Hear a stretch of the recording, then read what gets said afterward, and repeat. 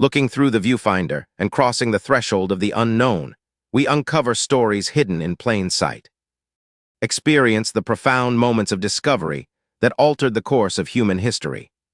Officer, I'm going to ask you again to explain your probable cause for extending this stop. Okay, You pulled me over for a minor traffic violation. You verified my license and registration. What specific and particulable facts lead you to believe this Turn vehicle around is and stolen? put your What hands on the particular- vehicle. The Mercedes-Benz E-Class caught Officer Wade Drummond's attention immediately as it passed his patrol position on Peachtree Road in Atlanta's Buckhead neighborhood. Midnight blue, recent model year, driven by a black woman in business attire who looked, in his estimation, based on 9 years of biased policing, like she didn't belong in that car or that neighborhood. He pulled out behind her, followed her through 3 traffic lights, watched her signal properly and maintain the speed limit, and still felt certain she was driving a stolen vehicle or was involved in something criminal because his training had taught him to trust his instincts. And his instincts were shaped by racism he didn't recognize as racism. When she changed lanes with what he decided was insufficient warning, he hit his lights and initiated a stop that would escalate from traffic violation to illegal detention to accusation of grand theft auto. What he didn't know was that his instincts had just targeted Fulton County District Attorney Monica Chambers, a woman who'd prosecuted police misconduct cases, who knew the law better than he did, and who had both the legal expertise and institutional power to ensure this stop would cost him everything he'd built in 9 years of getting away with profiling. Before we go further, what city or country are you watching from? Drop it in the comments. We love seeing where you're tuning in from. If you believe that success and professionalism should be seen before skin color, then hit the like and subscribe button here on JPTV. Monica Chambers had left her office at the Fulton County Courthouse at 5:45 p.m., later than she'd planned, but typical for a Thursday when her calendar had been packed with meetings about upcoming trials and budget discussions with her senior staff. She was 41 years old, the district attorney for Fulton County, Georgia, a position she'd held for the past 6 years after working her way up from assistant DA over a 14-year career. She'd graduated from Spelman College, then Emory Law School, had clerked for a federal judge, and had built a reputation as a tough, fair prosecutor who didn't back down from powerful defendants or difficult cases. She was driving her 2023 Mercedes-Benz E-Class, midnight blue with cream leather interior, a car she'd saved for and purchased outright 18 months ago as a reward for making partner at the firm before she'd transitioned to the DA's office. The car was registered in her name, insured properly, maintained regularly at the Mercedes dealership on Piedmont Road. It was parked in her assigned spot at the courthouse garage every weekday, and anyone who worked in Atlanta's legal community would recognize it as hers. Tonight she was dressed in a charcoal gray suit with a white blouse, her natural hair pulled back in a neat bun, minimal jewelry except for her wedding ring and small diamond earrings. Her briefcase sat on the passenger seat, stuffed with files she'd probably review after dinner. She'd stopped at the Whole Foods on Piedmont Road to grab groceries, salmon for dinner, fresh vegetables, the expensive granola her 15-year-old daughter Amara insisted was the only kind worth eating. And now she was heading home to her house on West Wesley Road, about a 10-minute drive through Buckhead's tree-lined residential streets. She had her phone connected to the car's Bluetooth, was listening to a podcast about criminal justice reform, thinking about the opening statements she'd need to prepare for a corruption case going to trial next week. She signaled properly at every turn, stayed exactly at the speed limit, drove the way someone drives when they've spent their entire career around law enforcement, and knows that even minor violations can have consequences, especially when you're black and female and driving a car that costs more than some people make in a year. What she didn't notice was the Atlanta Police Department patrol car that had pulled out behind her 3 blocks ago and had been following her ever since. Officer Wade Drummond was 37 years old, a 9-year veteran of the Atlanta Police Department, assigned to Zone 2, which covered Buckhead and the surrounding affluent neighborhoods. He'd grown up in Kennesaw, a predominantly white suburb northwest of Atlanta, had gone straight from high school to a 2-year criminal justice program at a technical college, then into the police academy. He'd wanted to work for Atlanta PD specifically because it was a big city department with action and opportunities for advancement. Though his definition of action usually meant working in areas with high crime stats, which in his mind correlated directly with areas that had higher percentages of black residents. His personnel file showed he was an active officer who made a lot of stops, wrote a lot of tickets, and had a decent arrest record. It also showed 7 complaints over 9 years for discriminatory policing and excessive force, all filed by people of color, all investigated and dismissed with findings of insufficient evidence or within policy guidelines. The pattern was there if anyone cared to look. Drummond pulled over black and Latino drivers at rates significantly higher than their percentage of the population, conducted searches of their vehicles at higher rates, and found contraband or violations at lower rates than his stops of white drivers, suggesting he was fishing based on bias rather than actual suspicious behavior.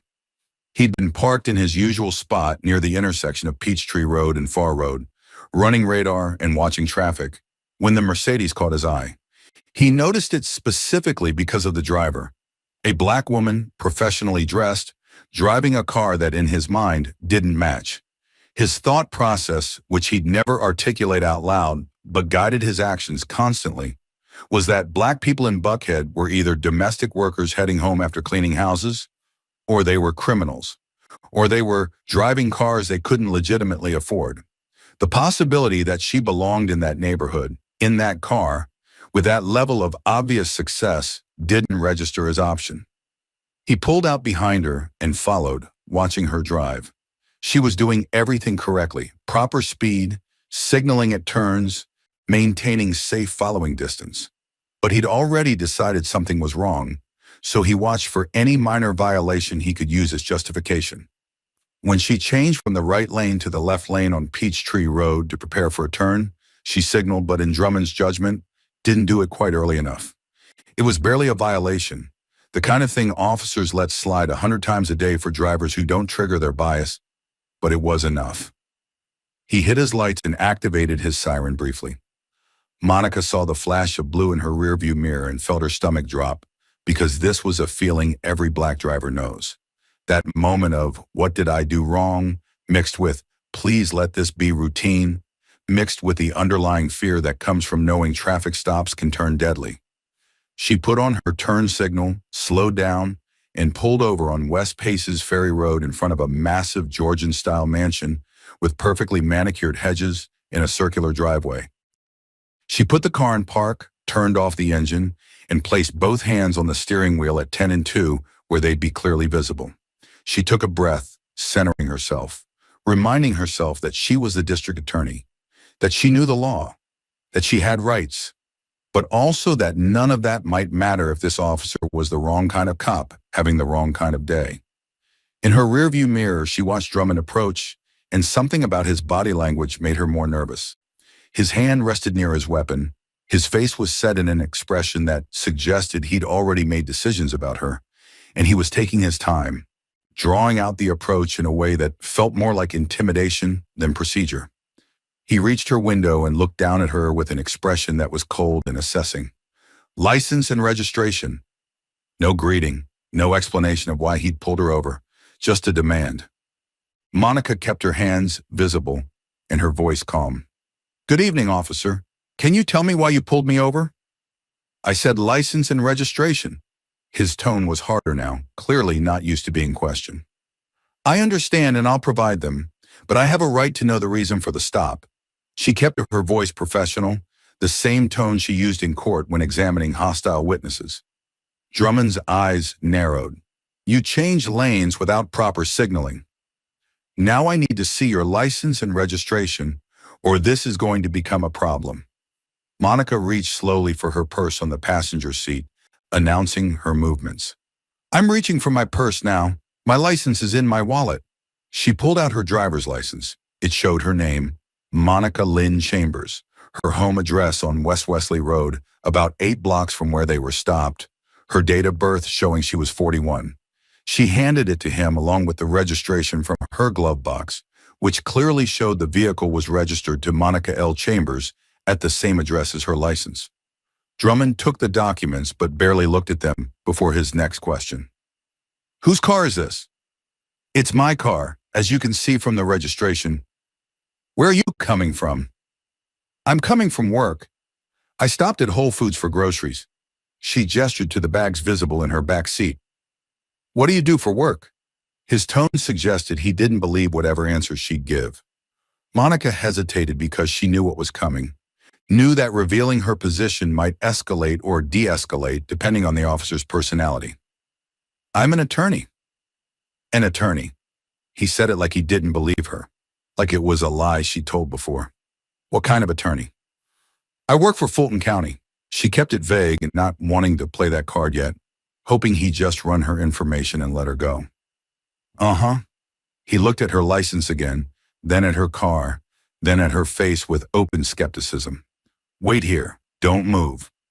He walked back to his patrol car with her license and registration, and Monica sat with her hands still on the steering wheel, her heart pounding now because this felt wrong, felt like it was going somewhere bad. She glanced at the clock on her dashboard, 6:18 p.m. Marcus would be wondering where she was. Amara had a project due tomorrow and needed help. She just wanted to get home, to have a normal evening, to not have to deal with this. In his patrol car, Drummond ran her information through the system. Everything came back clean. Valid license, no warrants, no tickets, registered owner of the vehicle, address in one of Buckhead's most expensive neighborhoods. The information should have ended the stop right there, should have told him he'd made a mistake, that she was exactly who she said she was. But instead of accepting that, his bias told him something else must be wrong. Maybe the registration was fraudulent. Maybe she'd stolen someone's identity. Maybe the car was stolen and just hadn't been reported yet.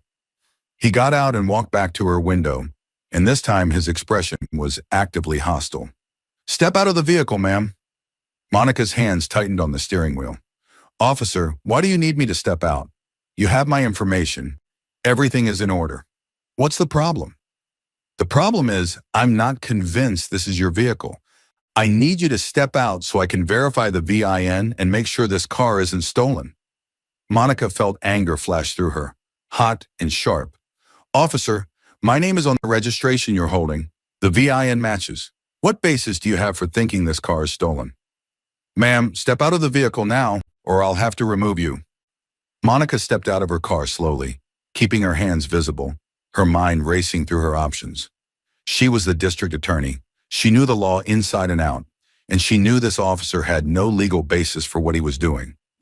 But she also knew that asserting her rights too forcefully could escalate the situation into something dangerous, and being right wouldn't matter if things turned violent. Officer, I'm going to ask you again to explain your probable cause for extending this stop, she said, keeping her voice steady and professional. You pulled me over for a minor traffic violation. You verified my license and registration. What specific articulable facts lead you to believe this vehicle is stolen? Drummond's face hardened at her use of legal language, at the way she wasn't intimidated or submissive. Turn around and put your hands on the vehicle. I will not consent to a search. You don't have probable cause. I didn't ask for your consent. He grabbed her arm and spun her around, pushing her against the side of her Mercedes harder than necessary. She felt the cool metal of the car against her palms, felt his hands patting her down roughly, searching for weapons or contraband that didn't exist. A car slowed down as it passed, the driver looking at the scene with concern. Drummond glared at them until they drove on.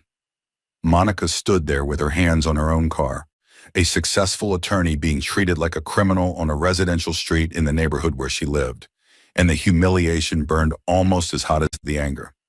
Drummond stepped back and called dispatch on his radio. I need backup at West Paces Ferry Road near Habersham. I've got a suspicious vehicle stop, possible stolen car, driver being uncooperative. I'm not being uncooperative, Monica said, her voice rising despite her efforts to stay calm. I've provided everything you asked for. I've complied with your orders. What I haven't done is waive my constitutional rights, which apparently you're interpreting as suspicious. He ignored her and opened the back door of her Mercedes, starting to search through her grocery bags. He pulled out the salmon, examined it like it might be contraband, then moved to her briefcase in the front seat. He opened it without permission and started going through her legal files, her case notes, her private work documents. Those are confidential legal documents, Monica said. You're violating attorney-client privilege right now. Drummond pulled out a folder and flipped through it. Then his hand stopped. He'd found her business cards, the ones that clearly identified her as Monica L. Chambers, District Attorney, Fulton County. He stared at the card for a long moment, and Monica watched his face as the reality started to sink in. But instead of apologizing or backing down, he doubled down. Anyone can print business cards, he said, tossing the card back into her briefcase. I've seen people fake all kinds of credentials.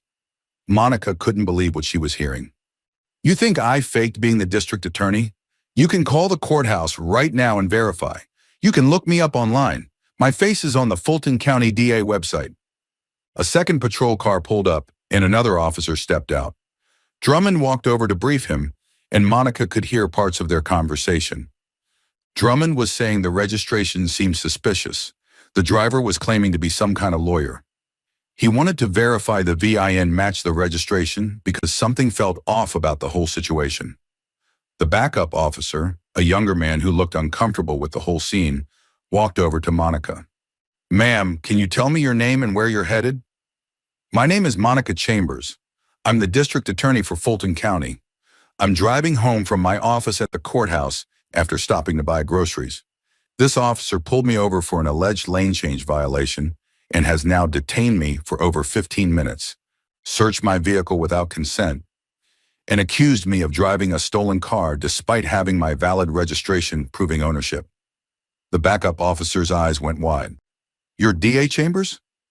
Yes, and I want both of your names and badge numbers right now.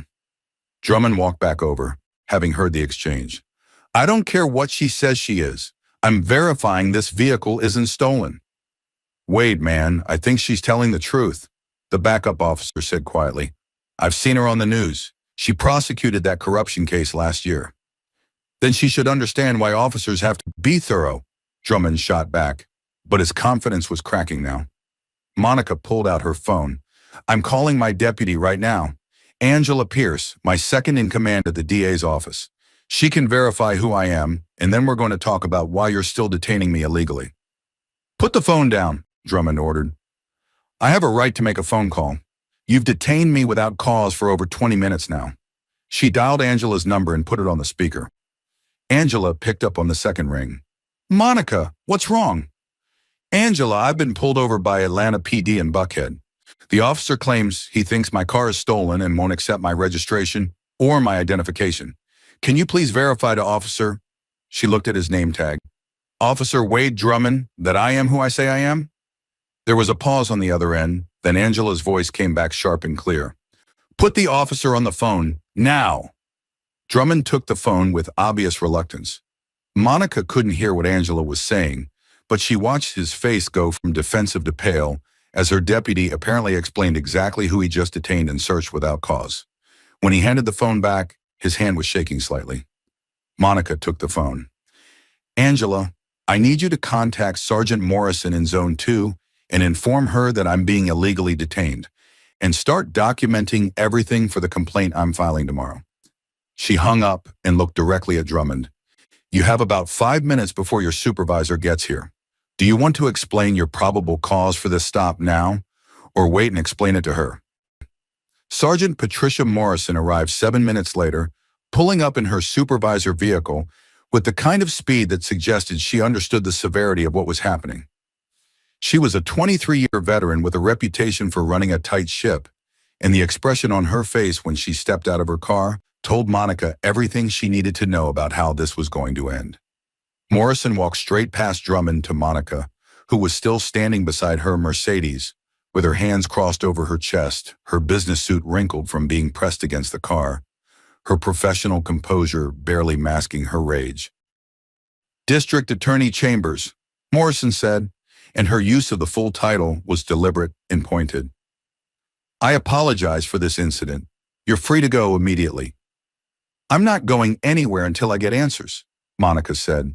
Your officer has detained me for over 30 minutes, accused me of driving a stolen vehicle despite valid registration in my name, searched my car and my confidential legal documents without consent or probable cause, and refused to accept my credentials even after I identified myself. I want to know what justification he has for any of this. Morrison turned to Drummond, her voice cold. Officer Drummond, what was your reasonable suspicion for this extended detention? Drummond stammered through an explanation about the lane change violation, about the car seeming expensive for the area, about wanting to verify the VIN. Every word made it worse because none of it constituted probable cause and they all knew it. The car seemed expensive for the area, Monica repeated, her voice cutting. I live 8 blocks from here. I shop at the Whole Foods on Piedmont. I drive through this neighborhood every single day going to and from my house. What exactly about me being here seemed out of place to you, Officer Drummond? The question hung in the air because they all knew the answer. It wasn't the car or the neighborhood or any objective factor. It was Monica's race, her blackness in a wealthy white area that had triggered his suspicion. Morrison pulled Drummond aside and the conversation was brief and brutal. Monica couldn't hear all of it, but she caught phrases like body camera footage and internal affairs and suspended pending investigation. When Morrison came back, she was holding Drummond's body camera. I'm going to need to review the footage of this stop, Morrison said, and I need to inform you that Officer Drummond will be placed on administrative leave while we investigate this incident. Good, Monica said, because I'm going to need that footage for my formal complaint and my civil rights lawsuit. And Sergeant, you should know this isn't the first time I've heard Officer Drummond's name come across my desk. She pulled out her phone and opened her email, scrolling back through months of correspondence. 3 months ago, my office received a complaint from a black city councilman who was stopped by Officer Drummond in the same neighborhood and accused of driving a stolen Lexus that he owned. We referred it to your department and were told it was handled internally. 2 months before that, a black doctor was stopped and searched by Officer Drummond, also in Buckhead, also accused of vehicle theft, also driving her own legally registered car. I've got at least 4 other similar complaints in my files, all involving Officer Drummond, all involving black professionals in expensive cars, all dismissed by your department as legitimate stops. Morrison's face went from concern to horrified as the pattern became undeniable. I didn't make the connection before because I see hundreds of complaints, Monica continued. But now that I'm a victim of the same officer's racial profiling, I'm going to personally review every single stop Officer Drummond has made in the past 5 years. And if I find what I think I'm going to find, this isn't going to be just an internal affairs matter. This is going to be a federal civil rights investigation. She turned to Drummond, who was standing by his patrol car looking like his world was collapsing. You saw a black woman in a Mercedes and assumed I was a criminal. You didn't see a professional, didn't see someone who might belong in this neighborhood, didn't see a person deserving of basic respect. You saw my skin color and made every decision based on that. And because I happen to be the district attorney, you're going to face consequences that dozens of other victims of your profiling never got to see. Morrison tried to de-escalate. DA Chambers, I assure you this will be thoroughly investigated. It better be, Monica cut her off, because tomorrow morning I'm holding a press conference about this stop, and I'm announcing a comprehensive review of all traffic stops in Buckhead for racial profiling patterns. Your department has been dismissing complaints about Officer Drummond for years. If I'd been anyone else tonight, a teacher, a nurse, a secretary, I'd just be another black woman humiliated on the side of the road with no recourse. But I'm not anyone else. I'm the DA, and I'm going to make sure everyone knows exactly what happened here. She got back in her Mercedes, started the engine, and looked at Drummond one last time through her window. You picked the wrong person to profile, officer, and that's going to cost you everything. She drove away, leaving Drummond standing on West Paces Ferry Road, watching his career disappear in the taillights of the car he'd assumed she'd stolen. Monica drove the remaining 8 blocks to her house with her hands shaking on the steering wheel, pulled into her driveway, and sat in her car for 10 minutes before she could bring herself to go inside. When she finally walked through the front door, her husband Marcus took one look at her face and knew something was terribly wrong.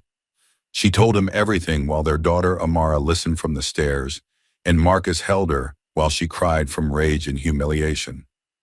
Amara came down and asked why the police had done that to her mom, And Monica had to have the conversation she'd been dreading her daughter's whole life. That even being the district attorney, even having a law degree and a title and respect in the legal community, wouldn't protect her from being seen as suspicious, simply because she was black. The press conference the next morning was covered by every major news outlet in Georgia. Monica stood at the podium in the Fulton County Courthouse and described in precise legal detail what had happened, playing portions of Drummond's body camera footage that showed him searching her car despite her objections and dismissing her credentials as potentially fake. The video went viral within hours, shared by civil rights organizations and legal groups who couldn't believe a sitting district attorney had been racially profiled by the same police department she worked with daily. The formal complaint she filed wasn't just against Drummond, but against the Atlanta Police Department's pattern of dismissing racial profiling complaints. She included the 4 other cases she'd referenced, plus 7 more she'd found in a preliminary review of complaints involving Drummond over 5 years. 11 black professionals stopped in Buckhead, all accused of driving stolen vehicles they legally owned, all searched without proper cause, all complaints dismissed as within policy. The federal investigation she'd threatened became reality when the Department of Justice took interest in the pattern. The case became bigger than just one traffic stop. It became an examination of how wealthy, predominantly white neighborhoods were being policed differently, how officers like Drummond operated on assumptions about who belonged where, based entirely on race. Drummond was fired within 3 weeks when the internal investigation found he'd violated multiple policies during the stop. He'd extended the detention without probable cause, conducted an illegal search, failed to de-escalate when his supervisor's involvement was requested, and his body camera showed him dismissing clear evidence of Monica's identity because it didn't fit his racist assumptions. Criminal charges followed for deprivation of civil rights under color of law, and he was convicted and sentenced to probation and community service, losing his law enforcement certification permanently. The civil lawsuit Monica filed sought damages not just for herself, but established a pattern that helped other victims of Drummond's profiling. The city settled for $400,000 and agreed to comprehensive reforms including mandatory bias training, independent review of all complaints alleging racial profiling, and public reporting of traffic stop data broken down by race and neighborhood. But the professional toll was something Monica hadn't anticipated. She returned to work the day after the press conference and found her relationship with the Atlanta Police Department fundamentally changed. Some officers supported her and were embarrassed by Drummond's actions. Others resented her for filing the complaint publicly, for not handling it quietly through internal channels, for making the department look bad. She had to work with officers every day who she knew might see her as the enemy now, rather than as a colleague. Her effectiveness as DA was compromised in ways that were hard to measure, but impossible to ignore. Defense attorneys started questioning whether their clients could get fair treatment from a prosecutor who'd sued the police department. Some officers were less cooperative with her cases, slower to respond to requests, more defensive in their testimony. The political dynamics of her office shifted, and she knew the next election would be harder because she'd made powerful enemies. Personally, the impact lasted longer than the legal case. Monica couldn't drive through Buckhead without feeling anxious now, couldn't see police lights in her rearview mirror without her heart racing. She bought a dash cam for her car and started recording every interaction with police because she'd learned that even her position and credentials weren't enough protection. Amara developed anxiety about her mother's safety and needed therapy to process watching her successful, powerful mother reduced to tears by a traffic stop. 2 years later, the reforms were in place and the settlement money was paid. Drummond was working security at a shopping mall, his law enforcement career over. The federal investigation had led to changes in how Atlanta PD tracked and responded to racial profiling complaints. Monica had won every legal battle and had used her platform to create systemic change that would help others. But she'd lost something too, the belief that her accomplishments would insulate her from racism, the comfort of thinking her title commanded universal respect, the ability to drive home from work without hypervigilance. She'd proven that even the district attorney could be profiled, which helped change policy but also revealed how deeply embedded the problem was. If someone with her power and position could be treated like a criminal for driving while black, what chance did ordinary citizens have? She'd gotten justice and accountability and reform, but she couldn't unsee what she'd learned about how some officers viewed her, despite her credentials. The victory was real and meaningful, but it came at a cost that settlements couldn't repay. Your credentials and success shouldn't disappear the moment someone sees your skin color. Share this if you believe racial profiling has no place in policing. Hit subscribe on JPTV for more stories where powerful people fought back against bias. Drop a comment. How do we end profiling in traffic stops? See you in the next one. Archives do significantly more than just preserve the past. They softly whisper the intricate stories of our world. Each story is a necessary fragment of a larger truth. Thank you for choosing to seek that truth alongside our dedicated team.